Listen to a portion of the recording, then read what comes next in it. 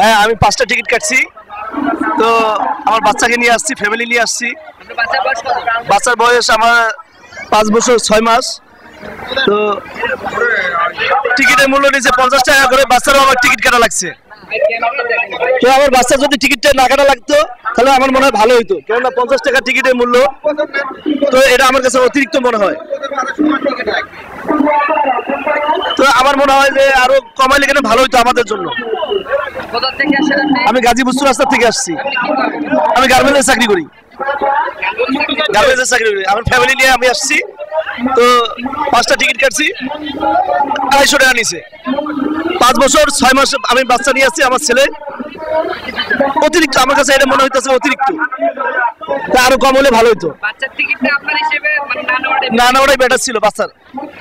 আমাদের টিকিট নেই, তারপরে 50 টাকা মূল্য, একটা টিকিটের দাম 50 টাকা।